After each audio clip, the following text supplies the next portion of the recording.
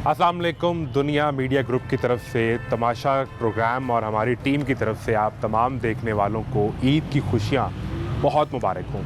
ईद के इस मौके पर हम कोशिश करते हैं कि आपकी मुलाकात उन लोगों से करवा सकें जिन्हें आप रोज़ सुनते हैं, उनके बारे में बात करते हैं या वो आपके बारे में बात कर रहे होते हैं। जहां हम आपकी मुलाकात सिंगर से, मुख्तलिफ़ पर्सनालिटी से, अदाकारों से करवाते हैं, वहीं कुछ ऐसे लोग भी हैं जिनके मुतल्लिक़ हम सारा साल बात कर रहे होते हैं। उनकी पॉलिसीज़ पर कभी तनकीद करते हैं, कभी अच्छा काम करें तो हम उनकी तारीफ़ भी करते हैं। आवाम उनके फ़ैसलों से बहुत मुतासर होते हैं, यानी आप ठीक समझे हैं, हुक्मरान और अहले इक़्तिदार। अहले इक़्तिदार की ईद कैसी होती है? क्या आम आदमी की तरह वो भी ईद नमाज़ पढ़ते हैं? उनके घर पर भी ईदी पर बच्चे बहस करते हैं और फिर एक आपस में कंपटीशन होता है कि किसको कितनी ज़्यादा ईदी मिली, और ऐसे बहुत से सवाल हैं।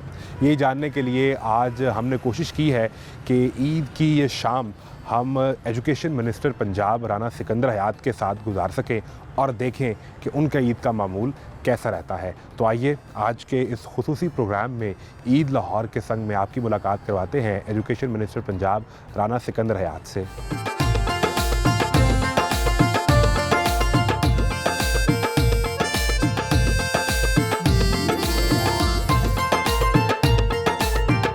जनाब मंत्री साहब, अस्सलाम वालेकुम।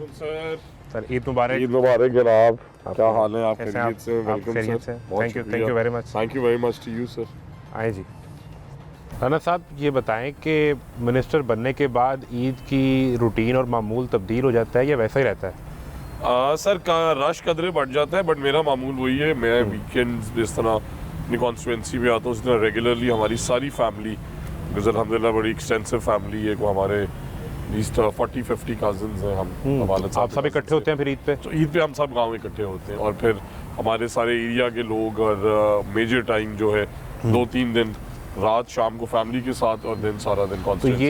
ये मामूल अब से है जब से आप एक्टिवली सियासत में हैं, या जब आप जवानी में भी थे, लड़कपन में थे, उस वक्त भी यही मामूल सर था? बचपन से अल्हम्दुलिल्लाह यही मामूल था। और ईद के 4-5 दिन सारी फैमिली फोकस रहती है, हर कोई गांव जाता है, सबसे मुलाकात होती है, और फिर आपको पता है फिर ईद की सेलिब्रेशंस। तो ज़्यादा टाइम किस तरह डिवाइड करते हैं फिर? अमूमन तो सियासतदान से ये शिकवा उनकी फैमिलीज़ का रहता है कि ये टाइम नहीं देते, तो ईद के दिन भी फिर अगर आप हल्के के लोगों से या अपने दोस्त अहबाब से मिलने में गुजार देंगे तो फैमिली शिकायत नहीं करती? तो सर ईद कुर्बानी पे अमूमन दिन के टाइम में को सब ने ऑब्वियसली कुर्बानी करनी होती है और फैमिली के साथ बिजी होते हैं, तो तब तो 2 बजे तक 1-2 बजे तक रश नहीं होता। ठीक है। So we are absolutely with family. But उससे पिछला दिन बच्चों को, घोड़ों का फार्म है मेरा बड़ा खूबसूरत अल्हम्दुलिल्लाह, वहाँ लेके जाता हूँ, डेयरी, गाँव की सारी चीज़ें, तो वो पहले 1-2 दिन भी मिल जाते हैं। और फिर इस बात में वजन है कि अदरवाइज़ फिर अगले 2-3 दिन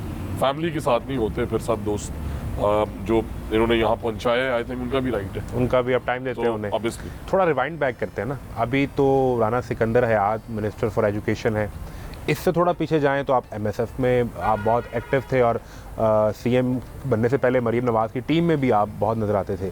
इस सबसे ज़रा हट जाएं, राना सिकंदर हयात को थोड़ा और पीछे लेके जाएं, जब वो अपने लड़कपन में हैं, स्टूडेंट हैं, अपने शौक़ पूरे कर रहे हैं, उस वक्त की ईद कैसी थी? उस वक्त क्या कर रहे थे?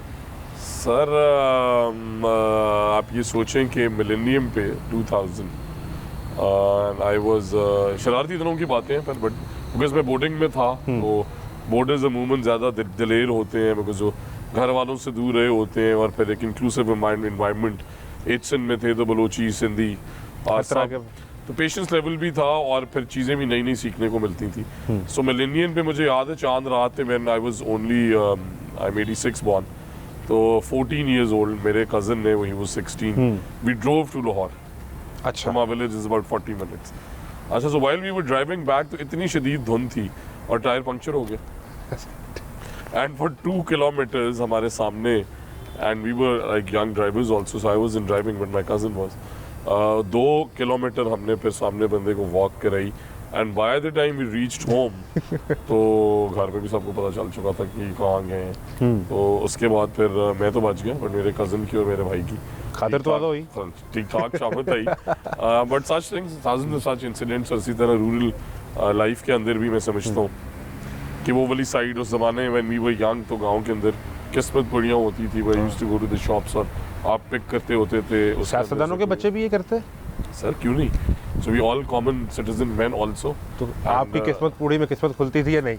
असर नहीं, तो जितनी ईदी जमा होती थी मोस्टली उनके पास ही हम जमा कराते थे। तो चाचा हनीफ अभी भी जिंदा है, जाना उनके पास और उन्होंने कहना कि बस नहीं अभी निकलेगी, अभी तुम्हारा बैट निकलेगा, अभी बॉल निकलेगी।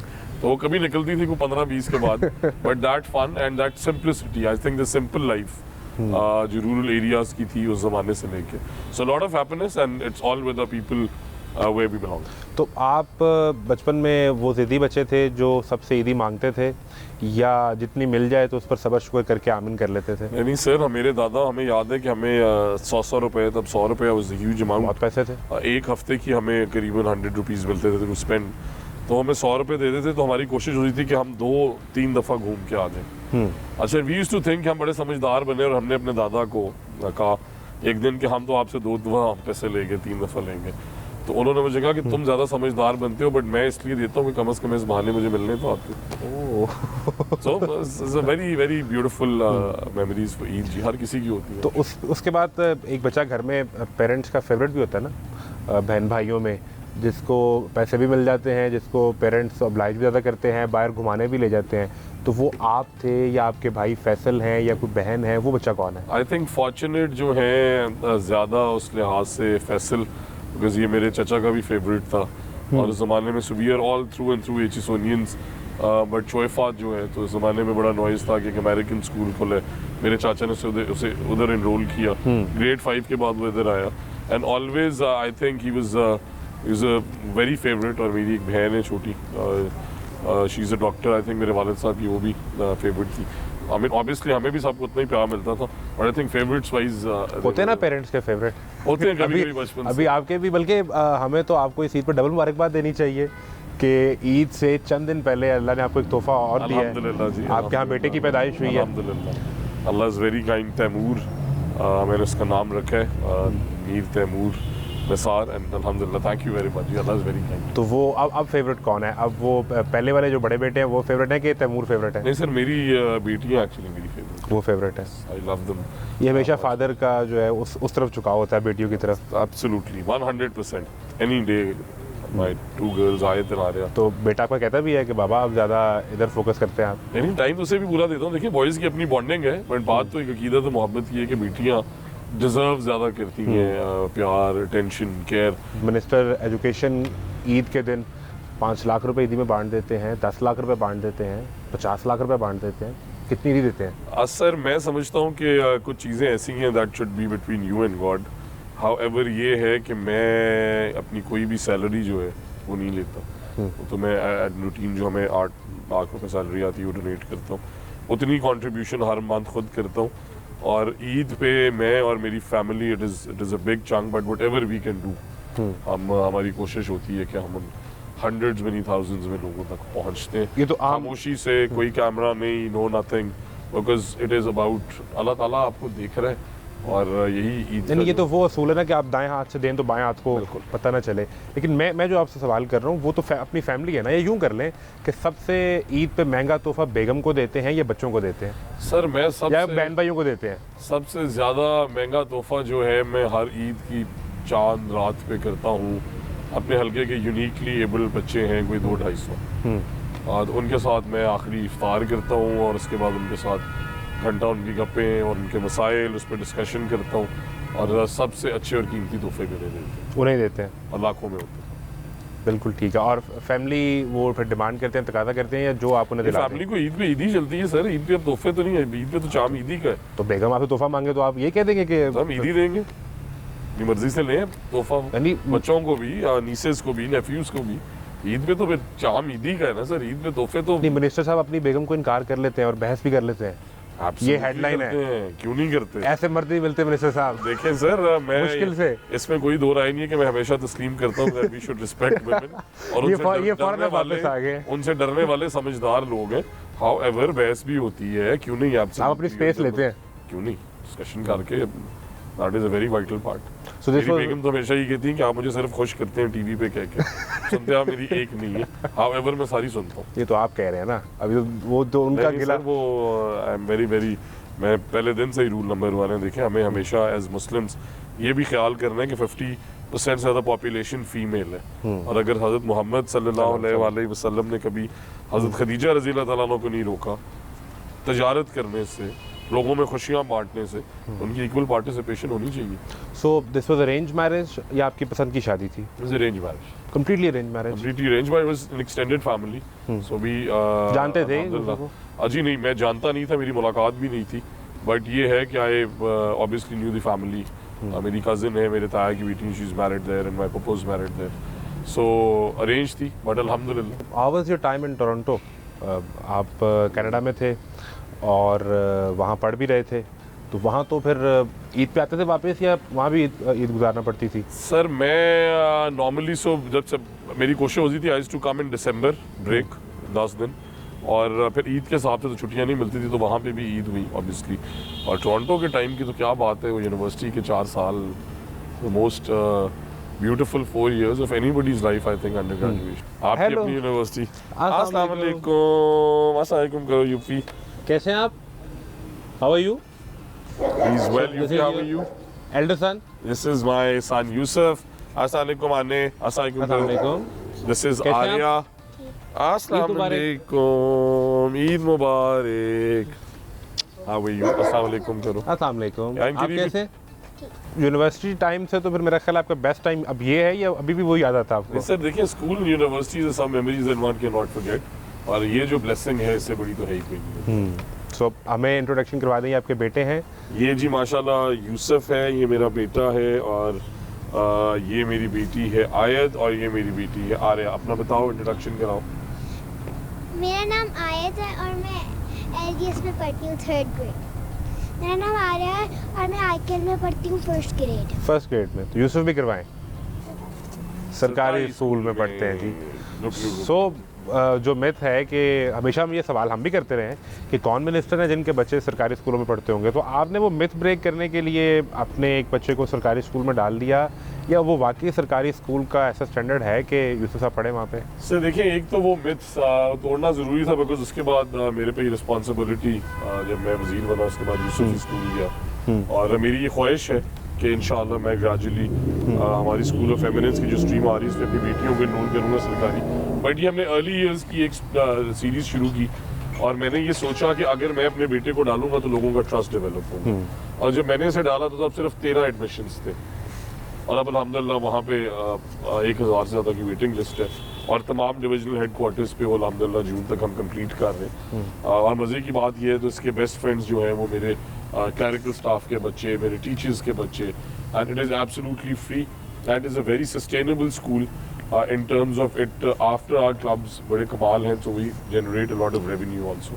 So उस एक स्कूल ने करीबन आफ्टर आवर्स एक्टिविटीज से, जिसमें ग्रामर, HSN, टॉप स्कूल्स के बच्चे, फ्रेंच क्लासेस, कोडिंग क्लासेस, वहाँ पे हमारा टेम्परेचर कंट्रोल पूल है, आउटडोर है, रमज़ान कैंप्स हैं, विंटर कैंप से हमने 1.5 करोड़ के करीब रेवेन्यू भी जनरेट किया। तो वो तो इन्हें इसलिए स्पेशल ट्रीटमेंट मिलती होगी। वहाँ तो सबको पता होगा कि यूसुफ हमारे मिनिस्टर के बेटे हैं, एजुकेशन मिनिस्टर के, सो यूसुफ के लिए तो ऑब्वियसली एक अलग से ट्रीटमेंट भी होगा, इन्हें क्लास में भी वो नहीं, मिलती कोई होगी। अलग ट्रीटमेंट नहीं है। यूसुफ की साथ वाली चेयर पे, जैसे मैंने बताया कि इसका बेस्ट फ्रेंड जो है हमारे स्कूल एजुकेशन में एक क्लर्क है, उनका बेटा है, एक और इसकी बेस्ट फ्रेंड जो है वो हमारी एक स्कूल टीचर है, उनकी बेटी है। सो इट्स अ वेरी इंक्लूसिव तो टीचिंग स्टाफ नोज कि ये बच्चे, इनके फादर कौन है या इनके पेरेंट्स जी कौन जी, है? मैं अपने बच्चों को, मेरी कोशिश होती है मैं कोई बाय वीकली इन्हें कभी स्कूल खुद छोड़ने जाऊँ, तो मैंने कभी ड्रॉप भी करने जाता हूँ, और कभी मैं इन्हें पिक करके, और फिर हम अपनी छोटी छोटी ब्रेक्स लेते हैं। सो इनकी मामा इन्हें जो जंक नहीं लेने देती, वो फिर इन्हें मैं फिर आप लेने लेने देता देते हैं। हूँ, और फिर हम मज़े से जाते हैं, शॉपिंग करते हैं, सारी मज़े की चीज़ें खरीदते हैं, और ये शरारती लड़का सबसे ज़्यादा चीज़ें लेता है। तो फिर ये बताएं कि आपके फेवरेट कौन है? मामा फेवरेट है, बाबा फेवरेट है? मेरे दोनों, आई कांट पिक वन। नहीं, you have to pick one. ज़्यादा शॉपिंग कौन करवाता है? दोनों। बाबा। ये देखे अब उसने बता दिया है। सो आपको ईद पे ज़्यादा ईदी कौन देता है, ये बताएं। सब देते हैं। बाबा कितनी ईदी देते हैं? आप Depends on his mood. His mood। तो मूड अच्छा हो तो फिर ज़्यादा पैसे मिल जाते हैं, और अगर आप दोनों कहें कि ज़्यादा पैसे चाहिए, आपको कितने मिलते हैं? जितने आ रहे हैं मांगे बाबा दे देते हैं ना, मिल जाते हैं। तो आप क्या फरमाइश करते हो बाबा से कि हमें ये लेके दें, जब आप शॉपिंग के लिए जाते हो, ड्रेसेस की फरमाइश करते हो, टॉयज़ की करते हो, बुक्स लेते हो, क्या क्या लेते हो? Toys. Toys, and stationery also. Stationery भी। और कितनी ईदी जमा होती है तो अंकल को बताओ। हाँ, ये इतने तो बता- सबसे तो ईदी, ताया चाचा, फैसल चाचा, आमिर चाचा, दादा, दूसरे दादा, कितनी ईदी जमा होती है। कितने पैसे जमा करते हैं आप दोनों? हम ईद के स्टार्ट डेज के स्टार्ट में सब हमें ईदी देते हैं, क्योंकि उसके बाद सब लाइक कहीं घूमने फिरने चले जाते हैं नमाज के बाद। घूमने फिरने चले जाते हैं। और थाउजेंड्स में तो हो जाती होगी आयु, ब्लू नोट्स और ग्रीन नोट्स और बाबा दादा सबको 1 लाख देते हैं। लाइक ईसा मुशबा कर और पूरी फैमिली को 1 लाख मिला था लास्ट ईयर। 1 लाख। और सबसे आमिर चाचा मेरा भी तो देते हैं, सब देते हैं। आपके पास सबके पास तो बड़े ब्लू नोट्स जमा हो जाते हैं। इतने इतने इनके पास blue notes, red notes, yellow notes, सबके पास। तो वो फिर आपके पास रहते हैं या वो बाबा आपसे ले लेते हैं या मामा ले लेती हैं? हमारे पिकी बैग में। आपके पास रहते हैं और वो फिर सारे आप ही यूज़ करते हैं? नहीं, मामा यूज करते हैं। मामा यूज़ करती है सर, ये तो इनके पिगी बैग में रहते हैं और फिर मामा निकाल लेती है। वो अम्मा निकाल लेती हैं। सो यूसुफ, आप क्या बताओ। विश करेंगे? क्या लेना है वापस? टॉयज ले दें जी। और पुपा बच्चों की हमेशा ये ख्वाहिश रहती है, और बच्चे आपके घर पे हों, बच्चे मिनिस्टर साहब के घर पे हों, उनकी ईदी उनकी अम्मा के पास ही जाती है। और मिनिस्टर साहब ने फ़ौरन ट्रैक बैक कर लिया था और उन्होंने ये बता दिया था कि सर देखिए मैं बहस तो कर लेता हूँ लेकिन स्पेस उन्हीं की और बनती भी उन्हीं की है। एक ब्रेक लें, ब्रेक के बाद मिलते हैं।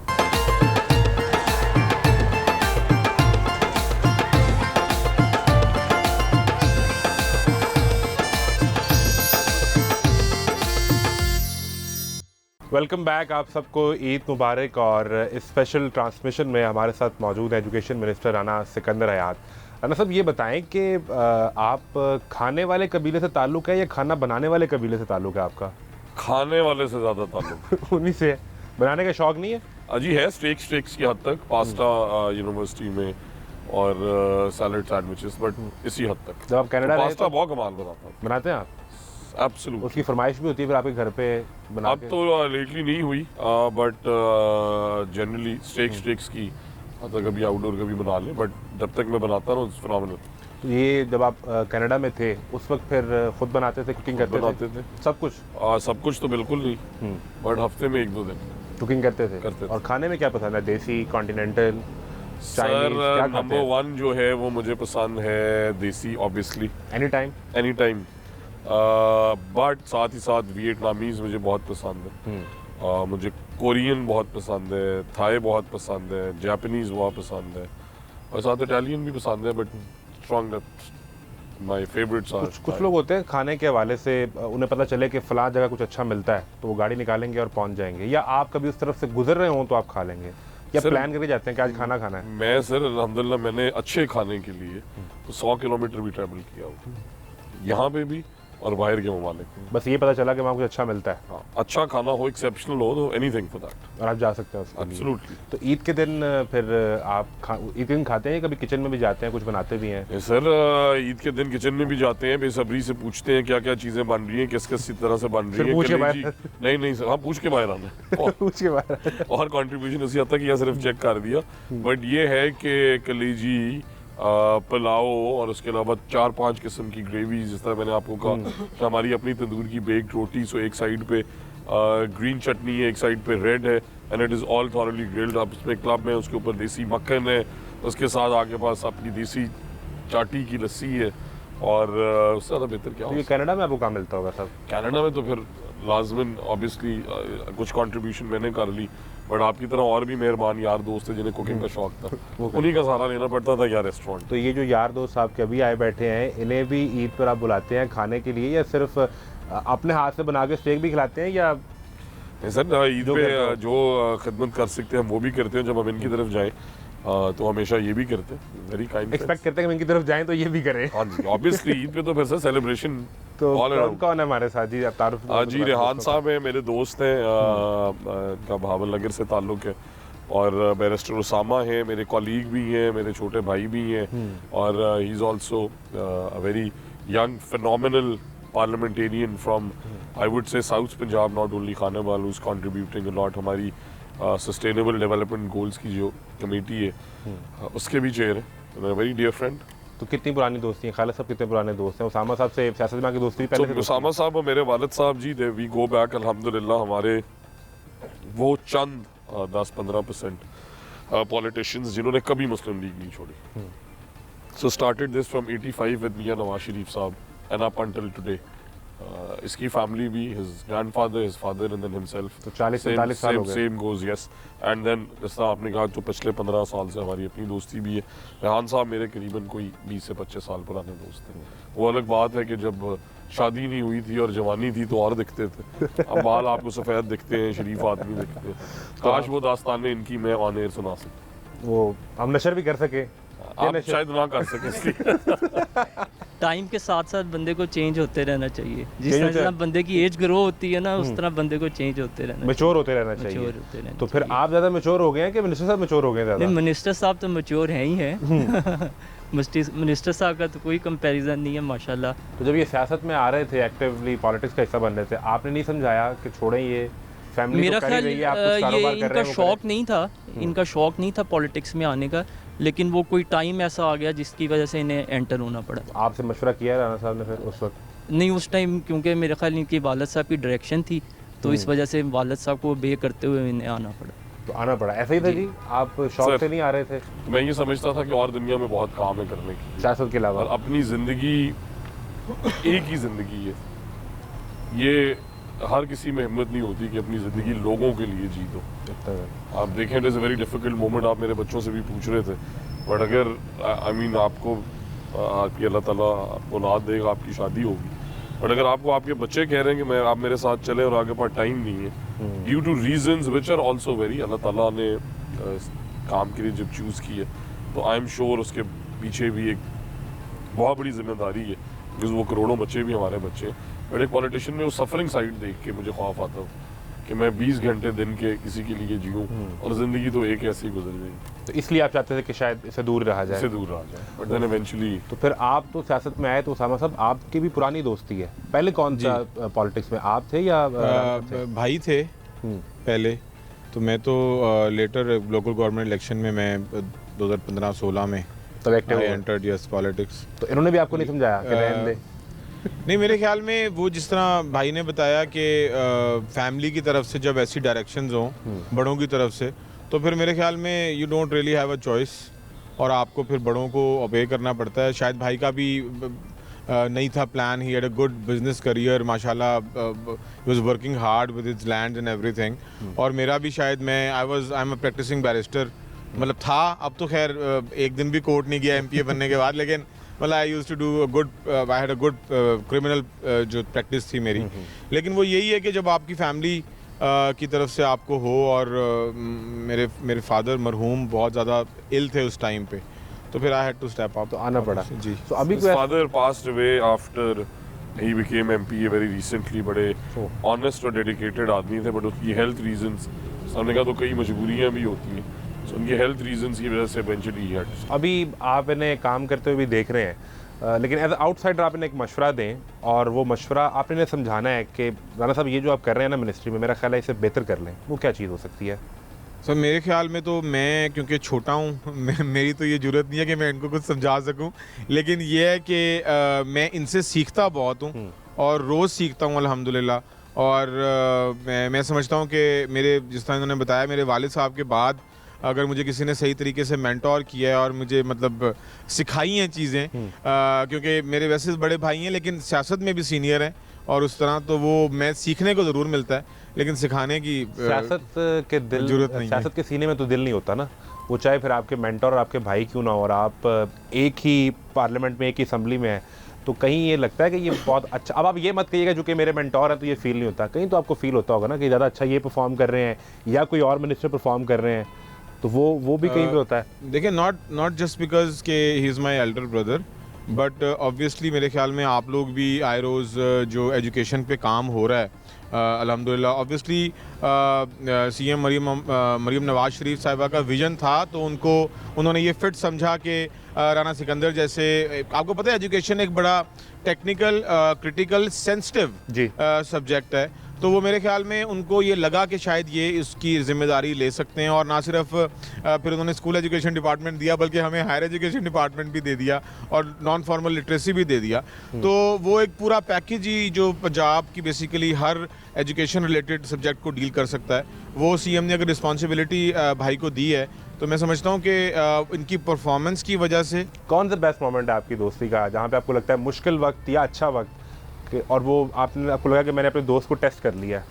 साथ लेके चलते हैं, मैंने जिस तरह आपको पहले भी कहा था, जिस तरह के भी हालात हों मामला हों, साथ लेके चलते हैं, ख्याल रखते हैं।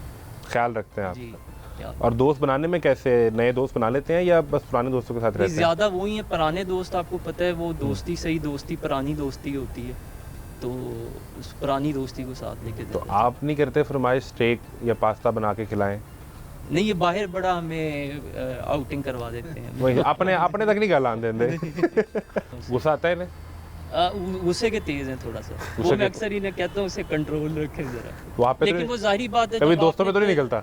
नहीं, दोस्तों पे नहीं निकलता, लेकिन पब्लिक, वो जाहिर बात है पब्लिक का भी, इनका भी पॉइंट ऑफ ठीक है कि इतनी ज़्यादा पब्लिक को एकदम डील करना, फिर बंदे का वो टेम्परामेंट ऊपर नीचे हो जाता है।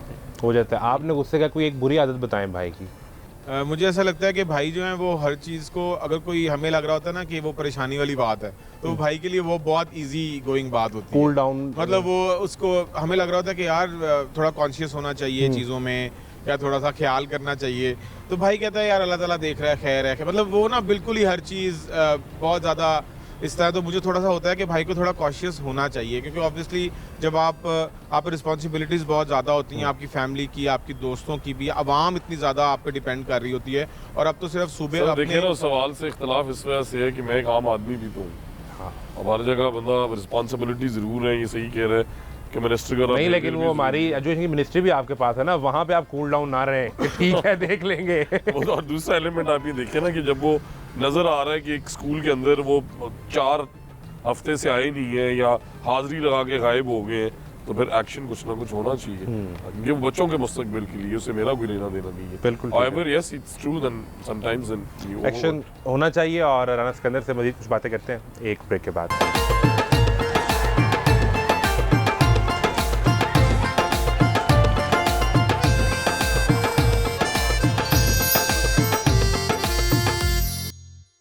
Welcome back. ईद की स्पेशल ट्रांसमिशन जारी है और हमारे साथ मौजूद हैं एजुकेशन मिनिस्टर राना सिकंदर हयात साहब। राना साहब, अब आपकी मौजूदगी में अगर तालीम की और थोड़ी सी सियासत की बात ना की जाए तो लोग तो इंतज़ार कर रहे हैं, वो सुनना चाहते हैं। ज़रूर सुना सर। राना सिकंदर हयात पहली दफ़ा MPA बन के असम्बली का हिस्सा बनते हैं, पहली दफ़ा में ही वजारत मिल जाती है, और फिर वजारत भी वो जो बहुत नाजुक हम पहले बात भी कर रहे थे, ये किसकी नज़र करम हुई थी? मियाँ नवाज़ शरीफ की मैं तस्वीर देख रहा था आपके ड्राइंग रूम में, उनके साथ पिक्चर्स हैं, या मरीम नवाज़ ने पहले से सिलेक्ट किया हुआ था कि मेरी टीम में एजुकेशन मिनिस्टर कौन होगा, या किसी और की नजर करम थी? सर टू बी ऑनेस्ट मुझे नहीं पता था, ना मैंने इसके लिए लॉबिंग की, ना कोशिश की, और जिस तरह कि पहले डिस्कस किया कि मेरे MPA का इलेक्शन भी 2, 4, 6 महीने पहले मुझे पता चला कि मैंने ये कंटेस्ट करने। उसकी रीज़न ये है कि ये सीट हमारी कोई एंसेस्ट्रल सीट नहीं है, यहाँ पे एप्लीकेंट कोई नहीं है। ये हमारे गाँव से 30-40 किलोमीटर सराउंडिंग जो कॉन्स्टिट्यूंसी है, और सबसे बड़ी बात ये है कि अल्हम्दुलिल्लाह, और मैं ये सबको कहता हूँ कि not only that this is my first time in the parliament, मेरा हल्का जो है उसका phenomenal result because of the great people I call them, कि आप देखें कि इस वेव में, और मैं सबको कहता हूँ कि आए जो ये डिबेट करते हैं, मेरी कॉन्स्टिट्यूंसी उन सब के लिए एक प्राइम एग्जाम्पल है कि कैसे 2018 में RTS जो है उसे बिठा के हमें 200 वोट से 1,27,200 हमारे और 1,27,400 दे के कैसे यहाँ से हमेशा जो पार्टी बदलते उन्हें जिताया गया, और उसका फिर बदला अवाम ने किस तरह लिया। और अल्हम्दुलिल्लाह मेरे नेशनल असम्बली के मेरे वालिद साहब की जो कॉन्स्टिट्यूंसी है उसमें 100,000 से हमने अपने ओपोनेंट्स को हराए, और PTI को 72,000 से, और मेरी कॉन्स्टिट्यूंसी में PTI है 14,000 और अल्हम्दुलिल्लाह मैं हूँ करीबन 53-54,000। आप so young people, and this is, मैं कैटेगोरिकली सबको दोबारा कह रहा हूँ, I have said it in the parliament on multiple TV channels कि ये जो झूठ का प्रोपेगेंडा फॉर्म 45-47 का करते हैं, इन्होंने हमें कहा था 4 हल्के खोले, हमने खोले थे। मैं इन्हें कहता हूँ जिसने कंपैरिजन करना है आए मेरी कॉन्स्टिट्यूंसी पे, डिबेट दोनों इलेक्शंस पे होगी, 2018 भी और 2023-24 भी। एक इंस्टेंस साबित हो जाए कि उसमें हमने कुछ किया है, कोई गड़बड़ साबित हो जाए, इंटरनेशनल फॉरेंसिक ऑडिटर्स लाएं, बट अगर साबित नहीं होती, जो कि इंशाल्लाह नहीं होगी, and I am very confident, तो फिर इन सब को पब्लिकली माफ़ी मांगनी चाहिए। इंटरनेशनल ऑब्जर्वर की राय तो 2024 के इलेक्शन पर मौजूद है और वो 2018 से कुछ ज़्यादा मुख्तलिफ भी नहीं है। नहीं, बट सर मैं कॉन्स्टिट्यूएंसी वाइज अपने हल्का स्पेसिफिक बात कर रहा हूँ। आप That when एक you हल्का work for your पूरे people- इलेक्शन का फैसला तो नहीं करेगा ना। नहीं, बट डिपेंड, ये हो सकता है कि आप बिल्कुल ट्रूली अच्छे मार्जिन से आप भी, आपके फादर भी जीते हो। तो हमारी तहसील में लेट्स से 4 सीट्स हैं, आई ऑफर देम एनी, मैं तो अपनी कोई भी रिस्पॉन्सिबिलिटी दे सकता ठीक हूँ इंटायरली, मेरी खोल लें, मेरे ताया की खोल लें, वालिद साहब की खोल लें, हमारी पत्तों की सटी से महमूद अनवर साहब हैं, any seat, but the actual situation is how people stood with PMLN। और उस कैंपेन के जो एक्चुअल आपने सवाल किया कि क्यों एजुकेशन मिनिस्टर, उस कैंपेन का नाम तालीम था, और मैंने 10-12 साल वहाँ तालीम में अपने पूरे डिस्ट्रिक्ट में बड़ी मेहनत की है, and people voted for education. ठीक है, अब हम जाते हैं बाहर, लोगों से बात करते हैं और लोग ये कहते हैं कि हमने PMLN को वोट दिया है। ऐसा नहीं है कि लोग ये कहते हैं हमने बिल्कुल वोट नहीं दिया, वोट दिया है, लेकिन फिर वो इससे अगला सवाल साथ करते हैं।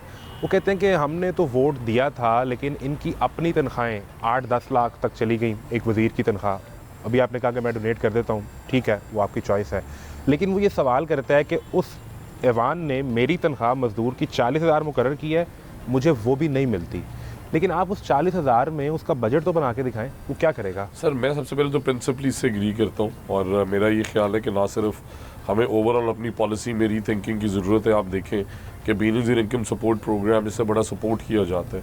मैं ये समझता हूँ कि आप कब तक इमदाद दे के एक घर को चलाते रहें, उससे ज़्यादा बेहतर है कि आप उसकी स्किल सेट पे इन्वेस्ट करें, भले से आपको पूरे 1 साल के पैसे एक बंदे पे इन्वेस्ट करने पड़े, आप अगर उससे बिल्डअप करें।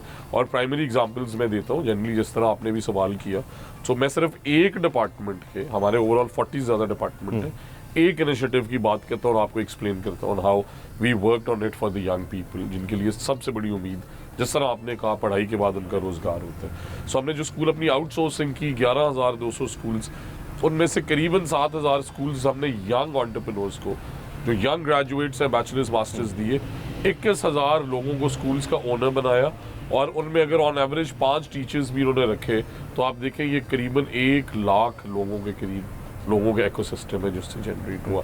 इसी तरह फिर हमने स्कूल टीचिंग इंटर्न्स करीबन 25,000, कॉलेज टीचिंग इंटर्न्स करीबन 8,000, सो 1,25,30,000 यंग लोगों को, और ये मैं फैक्ट्स एंड फिगर्स साथ बता रहा हूँ कि जो हमने किया, I am not talking about the people who are already employed, जिन्हें हम इस तरफ लाए, बट इस चीज़ को भी फसी करते हुए कि आज डिग्री से ज़्यादा रेलेवेंट स्किल हो गई है। सो मैट्रिक इन टेक्नोलॉजी, आप देखें एजुकेशन के अंदर सबसे बड़ी चीज़ ये है कि आपने अलाइन करना है अपने आप को एक तो इंडस्ट्री के साथ, डिमांड कहाँ से आ रही है। इसीलिए मैं सबको कहता हूँ कि यार खुदा का वास्ता है 30 लाख रुपए में डॉक्टर बनना बंद करो, बिकॉज ऑलरेडी ओवर सप्लाई है। यस, एनेस्थीसिया स्पेशलिस्ट की शॉर्टेज है, बनो। नहीं, और नर्सिंग एलाइड हेल्थ साइंसेज में है, आप डेटा में आए, आप एनवायरनमेंट में आए, अब हमें assessments and examinations for example 5 से 7.5 लाख रुपए पे जॉब एडवर्टाइज हो रही है। मैं रिपीट कर रहा हूँ, 5 से 7.5 लाख रुपए पे जॉब्स एडवर्टाइज हो रही है, एग्जामिनेशन और असेसमेंट्स के इनफ एक्सपर्ट्स ही नहीं। So the other thing is to tell them about their right path. हमने matric take arts and science के बाद इसलिए शुरू की, उसमें अलाइड हेल्थ साइंसेज है, उसमें एग्रीकल्चर, एग्रोनॉमी, वैल्यू एडिशन है, फैशन टेक्सटाइल डिज़ाइन है, ICT, AI, कंप्यूटिंग है, ताकि ऑल्टरनेट रेवेन्यू के सोर्सेज। और इस साल इंशाल्लाह एक बहुत बड़ा प्रोग्राम जो मैडम चीफ मिनिस्टर लॉन्च करने जा रही है, वो उन बच्चों का है जिन्हें पैरेलल, हमारे मुल्क में एक चीज़ और जो मिसिंग है वो है, जिस तरह UK में ऑफस्टेट का मॉडल है, so why not a 2-year diploma in becoming software specialist और 1-year diploma in robotic arms manufacturing. ये जो हम बातें कर रहे हैं, ये तो हम जब बुनियादी तालीम को ठीक कर लेंगे उसके बाद सर हम कर नहीं रहे। हमारे पास 50,000, 52,000 एक्चुअली बच्चियाँ इस साल ईद के बाद पूरा साल मैट्रिक इन टेक्नोलॉजी पढ़ने के बाद एग्जाम दे रही है। ठीक है, state of the art labs में करिकुलम बनाया PIFD ने, यूनिवर्सिटी ऑफ होम इकोनॉमिक्स ने, BNU ने, और अल्हम्दुलिल्लाह 99% ट्रांसलेशन है। जिन बच्चियों ने ऑप्ट किया उन्होंने ये सारा कंप्लीट भी किया। अब ग्रेड 10 कंप्लीट करेंगी फिर इंटर। मैं मिनिस्टर इससे पहले जो आपने स्कूल प्राइवेट लोगों को दिए चलाने के लिए, उससे ज़रा बात करना चाह रहा हूँ। हमारी फेडरल गवर्नमेंट ने PIA बेच दी, और हमें ये पता है और ये एक नॉन फैक्ट है कि वो सफ़ेद हाथी है, हम नहीं चला सकते। लेकिन साथ ही हमारी प्रोविंशियल गवर्नमेंट ने ये ऐलान किया कि हम एयर पंजाब बनाएंगे और हम एयरलाइन का दोबारा कारोबार आपको करके दिखाएंगे। लेकिन मैं ये देख रहा था कि मेरा कॉन्स्टिट्यूशन कहता है कि बुनियादी चीज़ है सेहत और तालीम, जो किसी भी गवर्नमेंट की जिम्मेदारी है। ये दोनों सही कह रहे चीज़ें हैं। आपने प्राइवेट ठेके पे दे दी, तालीम भी और सेहत भी, तो सरकार तो तालीम नहीं दे पा रही। वो तो क्या चलाएगी? सबसे बड़ी मजे की बात ये है कि आपको किसने कहा है कि वो तालीम सरकार नहीं दी? आपको किसने कहा है कि वो स्कूल हमने ठेके पे दे किया? प्राइवेट आदमी से चला रहे हैं, उसको सब्सिडाइज पैसे दे रहे हैं। गुजारिश देखे ना, अवाम का कॉन्स्टिट्यूशन क्या कहता है? उनका एक राइट है। बच्चे को अच्छी और मयारी तालीम ऐसे ही। दें। आप एक्चुअली वो नहीं कर रहे थे। क्यों नहीं कर रहे थे? कि अब जब हमने आउटसोर्स किए स्कूल, तो सिकंदर एक गवर्नमेंट टीचर है और स्कूल की इनरोलमेंट है 50, और जब गए तो चेक किया निकली 38, और टीचर्स बैठे हैं 7। पढ़ाना चाहिए था वहाँ 225 बच्चों को, तनख्वाहें ले रहे हैं डेकेड से। तो उन टीचर्स को जब हमने कहा कि अच्छा यार बाकी स्कूल्स में भी टीचर्स शॉर्टेज है, आप इधर आए, यहाँ पे ऐसा करते हैं कि ये एक यंग आदमी है, इसने जर्नलिज्म पढ़ी, इसमें ड्राइव है, करंट है, हम ये स्कूल देते हैं इसे। स्कूल की किताबें फ्री है, स्कूल की तालीम फ्री है, स्कूल सरकारी है। मॉडल क्या है कि हम आपको पर child per month, so for example अगर आप एक बच्चा इनरोल करते हैं उसके आपको 20,000 रुपए से ज़्यादा पर एनम मिलते हैं। सो आपके वालिद के पास वसाइल नहीं थे। मेरे गांव में मेरे स्कूल जो 2 स्कूल हैं, साथ एक तीसरा स्कूल है, उसे मैंने नई बिल्डिंग बनाई, 2 टीचर्स की सैलरीज मैंने 5 साल दी, LED लगवाई, बच्चे कभी 80-70 से नहीं पढ़े। वो स्कूल आउटसोर्स हुआ, मैं ईद पे गया, मिला किसे एक गरीब आदमी ने अपनी बेटी को पढ़ाया था साथ वाले गाँव। अब अल्हम्दुलिल्लाह वहाँ 225 बच्चियाँ पढ़ती हैं, टीचर्स प्रेजेंस ट्रिपल हो गई है। फिर उससे बड़ी बात कि हमने ये सोचा कि कैसे क्वालिटी ऑफ एजुकेशन मज़ीद बेहतर होगी। सो पहली स्ट्रीम में हमने 500 रुपये से बढ़ा के 1500 पर चाइल्ड किया। अब दूसरी स्ट्रीम जो Nawaz Sharif school of eminence हमने निकाली है, उसमें भी यंग एंटरप्रेन्योर्स को स्कूल्स मिले, उसमें हम 4000 से, सुनिएगा, एंटरप्रेन्योर बच्चों को ले आए। सुने जरा, गवर्नमेंट फेल हो गई। सुनने गवर्नमेंट क्यों फेल हुई? गवर्नमेंट नहीं ला सकती पब्लिक ना प्राइवेट बच्चों को। पार्टनरशिप दुनिया के मॉडल्स हैं। आप बात करते एजुकेशन हैं, पे भी। सुनिए, अमेरिका के अंदर आप आज मसाले देते हैं कि यार ये देखें यूएस इकोनॉमी में ये हो रहा है, ये यूएस टेक्नोलॉजी आ गई। पंजाब एजुकेशन फाउंडेशन से बड़ा पैरेलल सिस्टम है वहां पे अमेरिकन चार्टर स्कूल्स का। Public private partnership is a solution. देखें कि आप 5000 सरकारी स्कूल में दे रहे थे, आपने सुना होगा 10% एनरोलमेंट बढ़ गई। उन नौजवानों को शाबाश दे जिन्होंने 5-5-100% एनरोलमेंट बढ़ाई 1/3 ऑफ द कॉस्ट में। अभी आपने बताया कि यूसुफ सरकारी स्कूल में पढ़ते हैं, आपके महकमे के जो सेक्रेटरी हैं और जो आपके डीओज हैं और आपके सीईओज हैं, उनके बच्चे किन स्कूलों में पढ़ते हैं? सो मैं एक जानता हूँ, हमारी डीओ लाहौर की बेटी या बेटा यूसुफ के साथ पढ़ता है। बट आपकी बात में वजन है कि मेजॉरिटी, बल्कि खाली यही नहीं, मैंने भी एक मेरा ग्रुप है रिफॉर्मर्स का, टीचर्स का, जो टॉप कोई 100 टीचर्स को मैं जानता हूँ पंजाब में बिकॉज ऑफ देयर वर्क। तो उससे मैंने एक जोक शेयर किया था कि अलमियों में से एक अलमिया ये भी है कि हमारे पब्लिक स्कूल के टीचर स्कूल आते हुए अपने बेटे को प्राइवेट स्कूल छोड़ के आते हैं।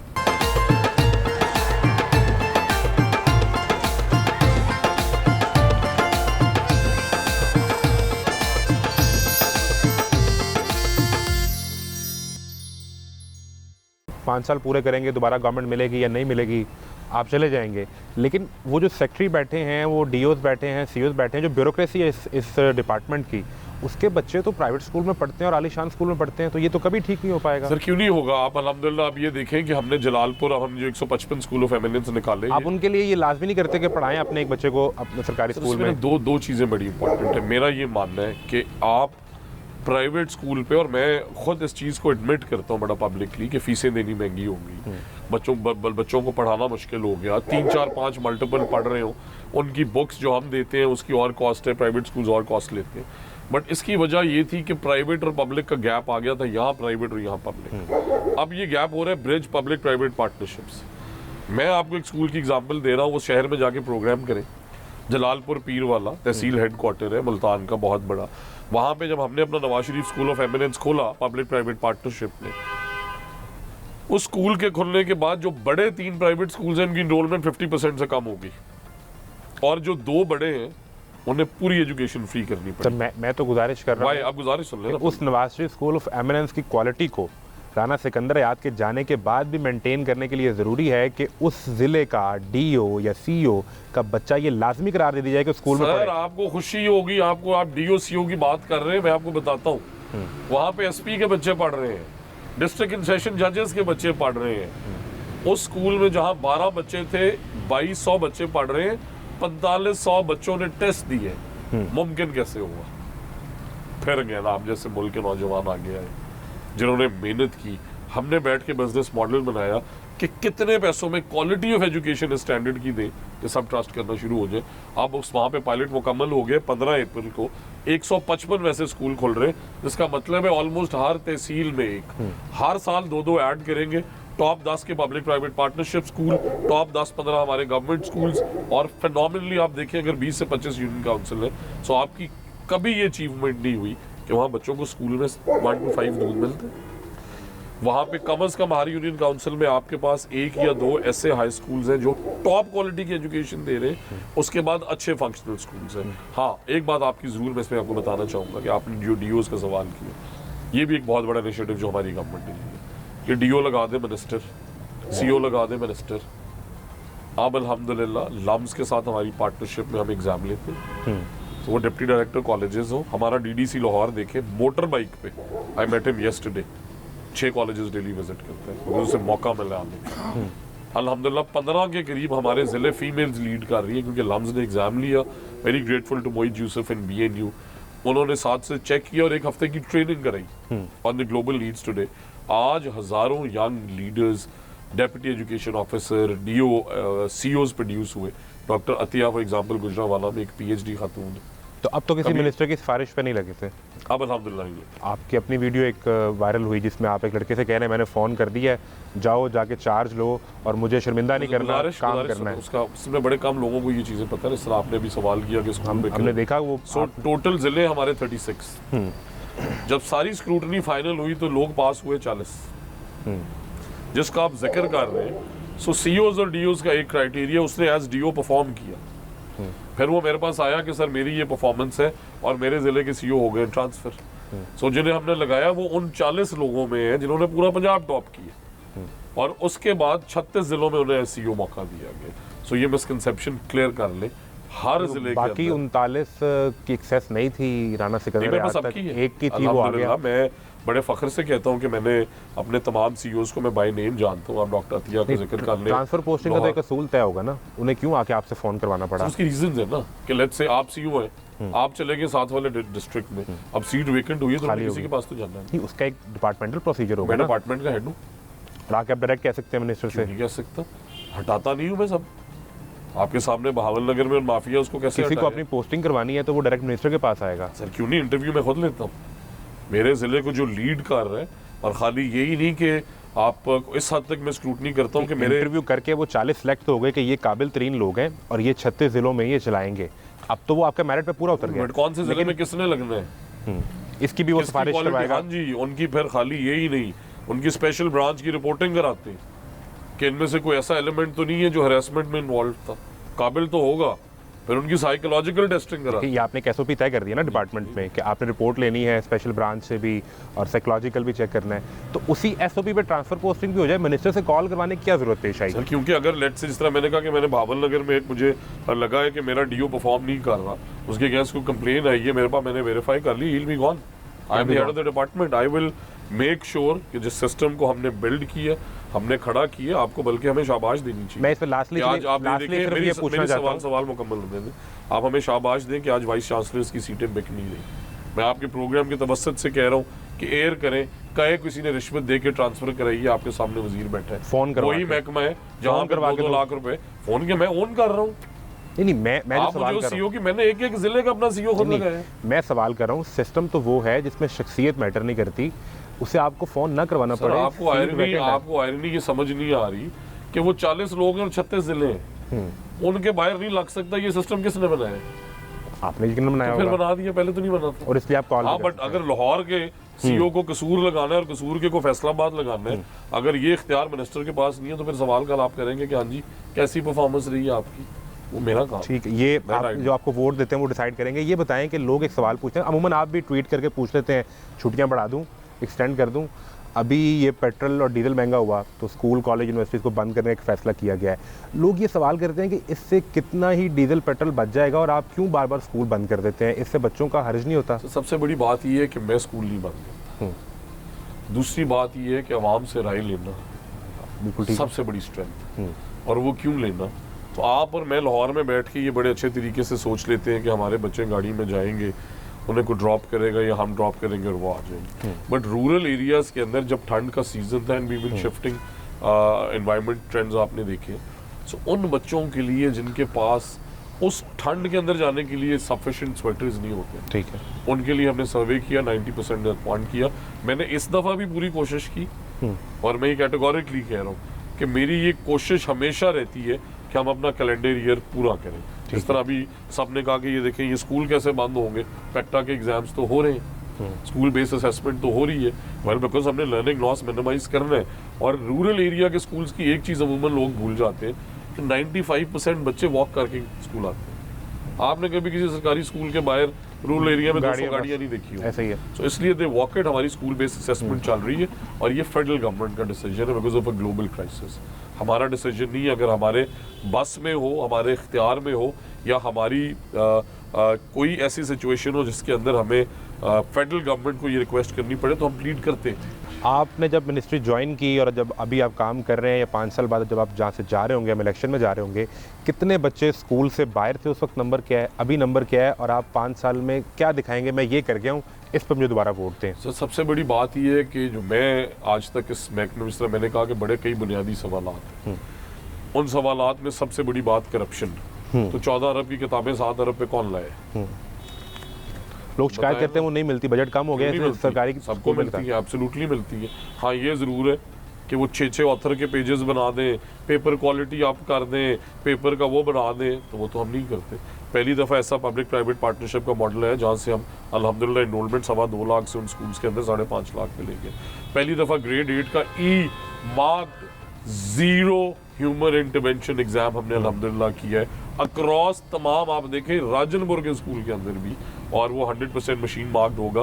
कैम्ब्रिज और ब्रिटिश काउंसिल जैसे इदारों को 3 महीने लगते हैं, हम इंशाल्लाह वो आपको मशीन मार्क रिजल्ट देंगे 30 दिनों में। बूटी माफिया का देखें क्या हाल किया, 12% रिजल्ट जाए हेर बेदिया में आपको पास होता है चीटिंग माफिया के साथ। इसी तरह करिकुलम रिफॉर्म्स के अंदर इस लेवल पे हम अल्हम्दुलिल्लाह गए हैं। आप इस दफ़ा का देखें स्मार्ट सिलेबस, ग्रेड 9 का, 9th 10th 11th का, 12th का जो हमारा नॉर्मल रेगुलर बोर्ड है उसका भी पहला कंप्यूटर स्टडीज़ का पेपर हमने ई मार्किंग के ऊपर पायलट कर दी है। इसके बाद वो प्रैक्टिकल में जो 30 नंबर गलत लगते थे, पहली दफ़ा प्रैक्टिकल्स के रेगुलर चेकअप्स होंगे। 52,000 बच्चियाँ मैट्रिक टेक का एग्जाम देने जा रही है अल्हम्दुलिल्लाह। स्कूल्स में इनरोलमेंट 11 लाख से 24 लाख किसने की, 13 लाख बच्चों को न्यूट्रिशन कौन दे रहा है, 1 लाख स्कॉलरशिप्स किसने दी। बड़ी बड़ी बातें होती थी इस्लामिया यूनिवर्सिटी भावलपुर की, अब जाए अल्हम्दुलिल्लाह क्या फिनोमिनल हालात हैं। किस तरह पंजाब यूनिवर्सिटी की जो बाहर आपने दुकानें देखी है 2 करोड़ में नीलाम होती थी, 24 करोड़ पे कौन लेके गया। यूईटी की जो एडमिशन है highest ever, government college university has a waiting list. Punjab university के अंदर 500-700 कमरे किसने खाली कराए उनसे जो कहते थे कि यहाँ पे आप चल नहीं सकते, यहाँ पे आप रह नहीं सकते। Who took the stand? Governance बेहतर कौन करके लाया, प्रिंसिपल सारे मेरिट पे कौन लगा रहे हैं, आपके सूबे के अंदर 1 लाख से ज़्यादा लैपटॉप्स किसने दिए। बस सबसे बड़ी बात जिस तरह मैंने कहा कि हमने इख्तियारात फगो की। कोई कहे ना कि मिनिस्टर एजुकेशन के पास आज ये चॉइस है कि उस टीचर की ट्रांसफ़र होनी है और उन्होंने उसकी नहीं की, उसी जगह अपनी कर ली। Because transparent Cisco online system में हर किसी को अपने मेरिट्स नज़र आते हैं। डिप्टी डायरेक्टर कॉलेजेस सारे मेरिट पे लग रहे हैं, एचईडी के हमारे प्रिंसिपल्स तक अपने एग्जाम्स दे के आ रहे हैं। कंट्रोलर, चेयरमैन और सेक्रेटरी जो कि बोर्ड्स की इंपॉर्टेंट पोजीशंस है एडिशनल चार्ज पे थी, पहली दफ़ा पब्लिक में इश्तिहार दी है और वहाँ से हायरिंग कर रहे हैं। और आखिरी बात जो मैं ये समझता हूँ कि आउट ऑफ स्कूल चिल्ड्रन जिस पे आपने कहा, सो हमेशा से फिगर्स रहे जी 60 लाख है, 80 लाख है, 1 करोड़ है, 1 करोड़ 10 लाख है। मेरा आपसे बतौर शहरी, नॉट एज एजुकेशन मिनिस्टर, सवाल है कहाँ है? मुझे एक मैप चाहिए कि मेरे इस इलाके के अंदर कितने हैं, किस घर में कितने हैं। और आज ज़्यादा इंटीग्रेटेड दौर में अगर ये नहीं थे, सो पहली स्कूल मैपिंग के साथ every child is being mapped. वो पब्लिक स्कूल्स में है, वो प्राइवेट में है, वो मदरसा में है। क्योंकि मुझे पता है मेरे अपने गांव में 11 स्कूल्स हैं, टैक्स की वजह से 3 रजिस्टर्ड नहीं है। मेरे 2 कजन्स के पास फ्रेंचाइजी है स्कूल की, बच्चे पढ़ाते हैं 1500, बताते हैं 1100, 10% प्रॉफिट देना पड़ता है। सो इस वजह से मैं आपको ये इंशाल्लाह ताला ज़रूर इंश्योर कर रहा हूँ कि आउट ऑफ स्कूल चिल्ड्रन का नंबर हम बाय हाफ डिक्रीज़ करेंगे। महंगी फीसें जो हैं वो हमने 2 शहरों में जो पायलट की है, इस साल इंशाल्लाह आपको मिडिल टियर स्कूल्स में एक मैसिव डिफरेंस नज़र आएगा। और इसके बाद सबसे बड़ी बात कि गरीब और अमीर के बच्चे की तालीम जो है वो पब्लिक प्राइवेट पार्टनरशिप से ख़त्म हो रही है। वो मेरी समझ में चीफ मिनिस्टर का सबसे बड़ा है। अभी इस वक्त जो सबसे ज़्यादा तनकीद हो रही है वो पंजाब गवर्नमेंट के एक जहाज़ ख़रीदने के फैसले पर हो रही है। पहले कहा गया एयर पंजाब के लिए आया है, फिर कहा कि जी हमारे पास पैसे थे, ज़रूरत थी, हमने ख़रीद लिया है। अभी भी उस पर लोग बात कर रहे हैं। आप कैबिनेट मिनिस्टर हैं, तो वहाँ बैठ के आपने तो ये बात की होगी ना कि एक तो हमें इसकी ज़रूरत क्या थी और दूसरा हम क्यों एक क्लैरिटी नहीं दे रहे अपने आवाम को। सर देखिए, मैं सबसे बड़ी इंपॉर्टेंट बात मैं आपको ये बताऊँ कि हमारा पड़ोस ममालिक के अंदर नियरेस्ट कंट्रीज़ में आपको बता देता हूँ कि इस तरह के सिमिलर जहाज़ इंडिया में नहीं, इस तरह के सिमिलर जहाज़ टर्की के अंदर भी नहीं। और ये ज़रूर आप डिबेट कर सकते हैं, ये आप डिबेट कर सकते हैं कि आपने उसके अंदर से कौन सा ख़रीदा, बट ये एक ज़रूरत है। सो जिस तरह मैंने आपको एक एग्जांपल दी कि मुझे चांस मेरी चीफ मिनिस्टर ने दिया है तो मैं 14 अरब की किताबें 7 अरब में छाप रहा हूँ ना। उसमें कभी प्रोग्राम नहीं किया कि यार देखें एक इनिशिएटिव इतने बिलियंस बचा रहे, टीचर्स रैशनलाइजेशन की है, 27,000 टीचर्स हमने उन स्कूल से उठाए और हमने बाकी स्कूल्स में भेजे। अगर ना भेजते 27 अरब की एनुअल इम्प्लीकेशन थी जो कि सैलरी की मद के अंदर जा रहा था। वो मेरी चीफ मिनिस्टर ने सेविंग की। और अगर एक स्टेट ने एक चीज खरीदी, how can you, I do not even understand that why are we even debating about it. यार कोई जाती प्रॉपर्टी नहीं है सर, है टैक्स, बट आपको पता है कि जिस जहाज के अंदर पहले ट्रेवल किया जाता था, have you ever done the cost benefit analysis कि अगर स्टेट का अपना जहाज नहीं होगा तो हम रेंटल्स में कितना पे कर रहे हैं। बट आप करोड़ों रुपए सालाना, शायद अरब से भी ज्यादा हर साल जहाजों के किरायों पे दे रहे हैं, बट आप अपना खरीद लेते हैं तो उस पर मुफ्त का वावेला। I think we should absolutely own it. वो जहाज प्रोविंशियल गवर्नमेंट के लिए खरीदा गया है। मुझे तो कभी बैठना नसीब होता है, ये नहीं होता, बट जो भी चीफ मिनिस्टर आएंगे, यहाँ पे परवेज इलाही साहब रहे हैं, मुजदार साहब रहे हैं, शहबाज साहब रहे हैं, या आगे वाले जो भी आएंगे, it is the state asset which will be used for the state chief minister. आपने like I said, ये तो चीफ मिनिस्टर है ना। पंजाब अगर मुल्क हो तो दुनिया का 10वां बड़ा मुल्क हो। इंडियन फेडरल मिनिस्टर्स के पास सिमिलर जहाज है यार, टर्किश फेडरल मिनिस्टर्स के पास सिमिलर जहाज है। आप कभी स्टेट के जो एसेट्स हैं उन्हें ये नहीं कह सकते कि ये आपने अपने लिए क्यों खरीदा, ये क्यों इससे बेहतर या बुरा। स्टेट की जो चीफ मिनिस्टर है उसकी अपनी एक सिक्योरिटी है, सैंटिटी है। मैं ज़रूर ये फील करता हूँ, आपकी इस बात से मैं एग्री करता हूँ कि हमें मैक्सिमम सिंपलिसिटी दिखानी चाहिए। हमने आज अपनी 2 महीने की सैलरीज इसी कॉज के लिए दी कि सबने, जिस तरह आपने कहा कि 8-10 लाख सैलरी थी, बट अल्हम्दुलिल्लाह मेरी चीफ मिनिस्टर ने भी कभी सैलरी दी, उस पर कभी किसी ने प्रोग्राम नहीं किया। हमने तो मैंने उसको आपको अप्रिशिएट किया। मैं तो एक पार्ट हूँ, but I am just telling you कि मेरी चीफ मिनिस्टर ने कभी सैलरी नहीं दी। सिर्फ मुझे, अब अगर आप वो कैलकुलेट करेंगे कि अगर एक वजीर की सैलरी 8-10 लाख रुपए है और वो सालाना 1.25 करोड़ रुपए ले रहे हैं, 5 साल के लेगा 6-7-8 करोड़, चीफ मिनिस्टर के कितने होंगे? बट वो नहीं लेती। कितने होते हैं वैसे ये मुझे नहीं पता, बट आई एम सेइंग अगर मिनिस्टर की इतनी है तो I am sure chief minister की उनसे तो कहीं ज्यादा होनी चाहिए। सो एथिकली ये सोचना है कि उन्होंने पंजाब के लिए क्या किया है, सस्टेनेबली कितने बड़े बड़े पंजाब के लिए आ रही है, और एयर पंजाब पे या किसी और पे वो एक प्रोजेक्ट है जो अभी शुरू नहीं हुआ। मैं कैटेगोरिकली ओन करता हूँ प्रोविंशियल गवर्नमेंट की इस बाइंग को एज मिनिस्टर कि ये जहाज जो है हमारी प्रोविंशियल गवर्नमेंट ने खरीदा है, मरियम नवाज शरीफ ने नहीं खरीदा।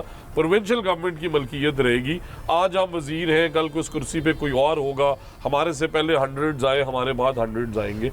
वो उस इमरजेंसी पर्पसेस के लिए आखिरी मिसाल देता हूँ, आप देखें ना, एयर एम्बुलेंस भी तो एक जहाज है ना। उस पर तनकीद नहीं, बात तो सुने, बात तो सुने ना, वो एक सर्विस है ग्लोबली और उसकी एक कॉस्ट है, बट उसकी कॉस्ट के लिए आप किसी की जान से कंपैरिजन तो नहीं इस कॉस्ट का नहीं कर हो सकता। तो इसलिए जो पिछला जहाज था, आपको ये शायद नहीं पता, 2 दफा सीरियसली वो लो आया है एयर के अंदर और कई दफा ग्राउंड हुआ है, और उसके बाद आई थिंक डेकेड्स के बाद ये प्रोविंशियल गवर्नमेंट ने जहाज खरीदे।